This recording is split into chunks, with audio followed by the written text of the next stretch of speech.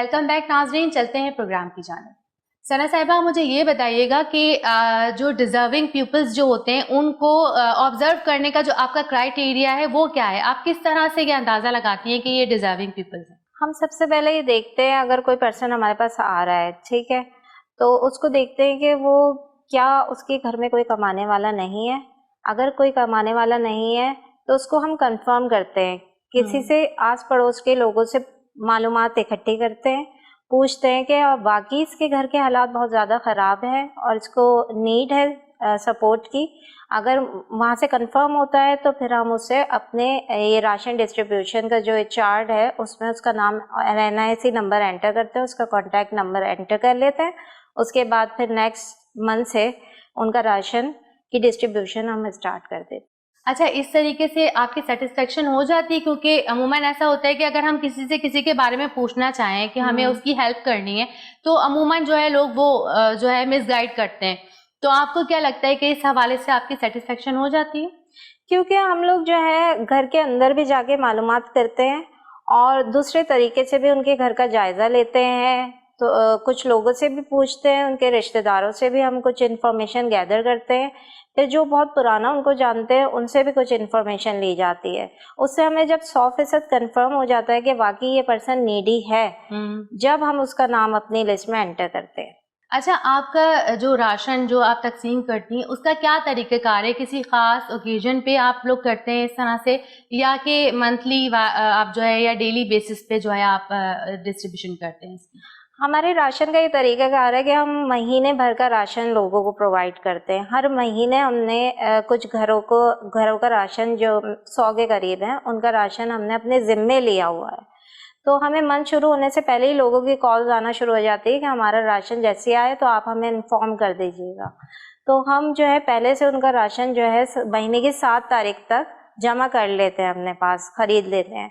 उसके बाद फिर 1 बाय 1 लोगों को कांटेक्ट करना शुरू करते हैं, उनको कॉल करना शुरू करते हैं और फिर उनको अपने घर में बुला के हम बाइज्जत तरीके से उनको राशन की फराहमी करते हैं। तो आपका कोई ख़ास क्राइटेरिया है कि मतलब इतनी फैमिलीज़ को जो है सिर्फ मंथली जो है हम मंथली बेसिस पर इतनी फैमिलीज़ को सिर्फ राशन प्रोवाइड करेंगे, अदरवाइज उसके अलावा अगर कुछ और मतलब एक्स्ट्रा कुछ हो जाते हैं तो उनकी हेल्प नहीं करनी है आपने, या मतलब जितने भी जो ज़रूरतमंद आ जाएं आप उनकी हेल्प आउट करते हैं? ये ऐसा बहुत बार हुआ है कि बहुत ज़्यादा एक्स्ट्रा लोग हमारे दरवाजे पर आए हैं और बार बार बोला है कि हाँ, इस फला पर्सन को राशन की ज़रूरत है, फला पर्सन को। देखिए, अभी हमारा कुछ बजट बना हुआ है मखसूस। अभी हमारे पास इतने फंड्स नहीं है कि हम बहुत ज़्यादा फैमिलीज़ को, लेकिन डिमांड बहुत ज़्यादा आ रही है, लेकिन हमारे पास फंड्स इतने ज़्यादा नहीं है कि हम बहुत सारे लोगों का राशन एक ही माह में इकट्ठा कर सकें। तो हम उनको फिर नेक्स्ट मंथ का टाइम देते हैं। हम कोशिश करते हैं कि उनका राशन उस नेक्स्ट मंथ में हम इंक्लूड कर सकें, इतने फंड्स हम अरेंज कर सकें। अच्छा नाज़रीन, आप ये प्रोग्राम देख रहे होंगे तो अगर कोई ऐसे डोनर्स हैं जो कि जज्बा रखते हैं कि हमें किसी की मदद करनी है तो एक बहुत अच्छा प्लेटफॉर्म है, आप इसके थ्रू जो है उनकी हेल्प आउट कर सकते हैं। और इनका सना साहिबा का नंबर जो है वो स्क्रीन पे नीचे आप देख सकते हैं। और अगर कोई नीडी पर्सन है तो उस हवाले से भी वो जो है इनसे कांटेक्ट कर सकते हैं। अच्छा, आप मुझे ये बताइएगा कि आपकी टीम जो एक टीम है, जाहिर सी बात है इतना बड़ा आप जो है सब ये इंतजामात लेकर चल रही हैं तो उसके हवाले से आपकी एक टीम भी होगी, तो उसमें कितने मेंबर्स हैं और वो किस किस तरीके से जो है काम करते हैं?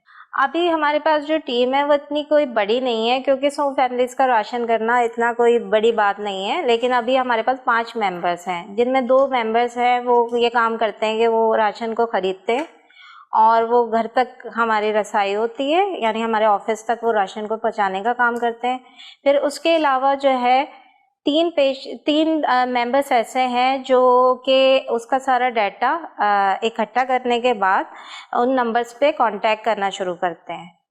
इस तरीके से जो है, और एक जो है मेंबर जो है ऐसा है कि वो जो है बैठ के उस राशन की निगरानी भी करता है, क्योंकि घर में बहुत से लोग, ऑफिस में बहुत से लोगों का आना जाना होता है, तो ज़ाहिर है उसकी निगरानी करने के लिए भी हमने एक पर्सन जो है वो रखा हुआ है जो उनकी टेक केयर करता है। सना, अगर बात की जाए नेटवर्किंग के हवाले से तो आपका जो इतना बड़ा नेटवर्क है तो आप सिर्फ पाकिस्तान में कराची शहर में ही मतलब आपकी ये नेटवर्किंग है, या इसके पाकिस्तान के दूसरे शहरों में भी नेटवर्किंग है आपकी, या मतलब इन फ्यूचर आपका करने का प्लान है? अभी तो हम फिलहाल सिर्फ कराची में ही हमने टारगेट किया हुआ है, क्योंकि अभी हमने स्टार्ट किए हुए भी हमें पूरा 1 साल नहीं हुआ है। हमने इसको कराची में ही महदूद रखा हुआ है। अभी जो नीडी पर्सन्स हैं वो करीब करीब इलाकों के हैं जिनसे हम जो है ना, जिनकी हम मदद कर रहे हैं। लेकिन हमारे प्लान है कि अगर हमारी इंशाल्लाह फंडिंग बढ़ती है तो हम जो है कराची के अलावा पाकिस्तान के दूसरे शहरों में भी अपने नेटवर्क को लेके जाएं और ज़्यादा से ज़्यादा लोगों की मदद कर सकें। अच्छा, अभी सिर्फ कराची में आपकी नेटवर्किंग है जी। तो कराची में भी मतलब कोई खास इलाके ऐसे हैं जहाँ पर आपकी नेटवर्किंग है, या ओवरऑल कराची में? कुछ इलाके हैं जिसमें फेडरल एरिया हो गया, हमारा सेंट्रल का पूरे एरियाज़ है जिनके लोगों को हम कवर कर रहे हैं। फिर औरंगी टाउन है, मूसा कॉलोनी है, इन जगहों को जहाँ गरीब तबका हमारा ज़्यादा रहता है तो उस एरियाज़ को हम कवर कर रहे हैं। सना, आपने स्टार्ट जब लिया इसका तो डिस्ट्रीब्यूशन का, जो राशन वगैरह का, या दूसरे हवाले से अगर देखा जाए तो आपने कितनी मतलब कितनी फैमिली से स्टार्ट लिया, और अब जो है जो सूरत हाल है मौजूदा उसमें आपके पास कितनी फैमिलीज हैं अब जो मौजूदा हैं? जब हमने स्टार्ट किया था राशन की डिस्ट्रीब्यूशन, वो ऑब्वियसली हमने लॉकडाउन में स्टार्ट की थी, तो हमने पहले करीबी लोगों को टारगेट किया था। तो उस टाइम हमारे पास सिर्फ 10 फैमिलीज थी जिनसे हमने स्टार्ट लिया था। उसके बाद फिर लोगों ने हमें और बताना शुरू किया कि फला के घर में जो है फाका हो रहा है, या वो बहुत ज़्यादा क्राइसिस में है, आप उनको कैटर करें। तो फिर इस तरह करते करते हमने अपनी फैमिलीज़ को बढ़ाना और फंड्स को बढ़ाना शुरू किया। अब हमारे पास माशाल्लाह 100 फैमिलीज़ हैं जिन्हें हम राशन की डिस्ट्रीब्यूशन एवरी मंथ कर रहे हैं। आपने मुझे अपने पिछले सवाल में बताया कि आपने लॉकडाउन के ड्यूरिंग लॉकडाउन ये स्टार्ट किया, तो आपके अंदर मतलब ऐसा ये जज्बा कैसे आया? लॉकडाउन को देखते हुए आपके अंदर ये जज्बा पैदा हुआ, या किसी और हवाले से आपके अंदर ये जज्बा आया कि नहीं, मुझे जो है राशन की डिस्ट्रीब्यूशन करनी चाहिए? देखिए, जब कराची पे या पूरे पाकिस्तान में ये हालात अचानक से आ गए कि सब कुछ, हर चीज़ को बंद कर दिया गया, दुकानें सारी बंद थी उस टाइम, और सारे जो है ना कारोबार को अचानक से बंद कर दिया, तो हम लोग जो है, मैं और मेरे हस्बैंड ये घर में सोच रहे थे बैठे हुए कि जो रोज़मर्रा के डेली वेजेस वाले हैं वो किस तरीके से अपना गुजारा कर रहे होंगे। और हम तो अपना माशाल्लाह खाना पीना कर रहे हैं, लेकिन हमें पता है कि हमारे पड़ोस में या इधर उधर क्या हो रहा है, किस तरीके के हालात हैं, कहीं कोई फाका कशी तो नहीं कर रहा। इस चीज़ को देखते हुए हमने कुछ लोगों से पूछा, अपने मोहल्ले के लोगों से पूछा कि क्या हालात हैं। तो उन लोगों का फीडबैक ये आया कि बहुत से लोग इस टाइम भूख से मर रहे हैं और बहुत ज़्यादा परेशानी में मुब्तला हैं, उनके पास ना पैसे हैं ना खाने की कोई चीज़ है। फिर हमें ज़ाहिर है एज ए ह्यूमन बीइंग और एज अ मुस्लिम, फिर हमने सोचा कि हम खुद तो खा रहे हैं, लेकिन अगर हमारा पड़ोसी भूखा सो रहा है तो हमें भी तो कोई स्टेप लेने चाहिए इस हवाले से। तो हम फ़ौरन निकले और हमने मदद का जज्बा लेके 10 फैमिली से स्टार्ट किया। इंटरव्यू लिए लोगों के, पूछा उनसे कि आपको क्या प्रॉब्लम है। तो कुछ लोगों ने तो बार भी आंखों से हमें अपने हालात का बताया उस टाइम, तो हम लोगों को बहुत फील हुआ। फिर हमने अपने दोस्तों और रिश्तेदारों से मिलके कुछ फंड्स इकट्ठा किया और फिर लोगों के घरों में राशन डलवाना स्टार्ट किया। शुरू में जो फैमिलीज़ थी वो सिर्फ 10 थी, उसके बाद बढ़ते बढ़ते जब लोगों ने और लोगों का बताया तो 20 हो गई, फिर 25, 30। अच्छा, इसमें जो है कुछ लोग ऐसे भी थे जो लॉकडाउन के बाद दोबारा से रोज़गार हुआ तो उन लोगों ने हमें मना भी किया। ये नहीं है कि वो मुस्तकिल राशन हमसे लेते रहे, उन्होंने कहा कि अब हमारा रोज़गार स्टार्ट हो गया है तो अब हमारा राशन आप रोक दें। तो इसके अलावा फिर हमने दूसरे नीडी पीपल्स को ऐड करना शुरू किया। तो अब हमारे पास जो है माशाल्लाह, जो मैं आपको बता चुकी हूँ कि 100 फैमिलीज़ हैं जिनका हम मंथली बेसिस पे राशन का इंतज़ाम करते हैं। तो मतलब बुनियादी तौर पर उस राशन में क्या-क्या ऐसी चीज़ें होती हैं जो कि आपको लगता है कि ये बेसिक जो है नीड्स हैं? बेसिक आइटम जो हम राशन में इंक्लूड रखते हैं वो जाहिर सी बात है, आटा हर घर की ज़रूरत है, तेल है, चीनी है, चावल है और दालें हैं। ये हमें लगता है ये बेसिक आइटम है जिसके बगैर जो है इंसान का गुजारा नहीं है। तो ये चीज़ें हम अपने राशन में इंक्लूड करते हैं। कुछ लोग हमें पत्ती और दूध के हवाले से भी कहते हैं कि आप वो भी इंक्लूड करें, लेकिन अभी हमारे पास इतना फंड नहीं है कि हम उस चीज़ को इंक्लूड कर सकें। लेकिन इंशाल्लाह फ्यूचर में हम इन चीज़ों को भी इंक्लूड करेंगे और मज़ीद कुछ आइटम भी हम इसमें बढ़ाएंगे अगर कोई हमारा फंडर ऐसा हुआ कि हमें सपोर्ट करे। बिल्कुल नाज़रीन, बहुत अच्छी बात की सना साहिबा ने कि ड्यूरिंग जो है लॉकडाउन उन्होंने ये चीज़ रियलाइज़ की कि मतलब लोगों को कितनी परेशानी का, जो गरीब तबका है उसको कितनी परेशानी का सामना करना पड़ रहा होगा। तो नाज़रीन, हमें भी ऐसे ही जज्बे का जो है वो इजहार करना चाहिए ऐसे टाइम पर, और एक अच्छे पाकिस्तानी और मुसलमान होने का हमें सबूत देना चाहिए।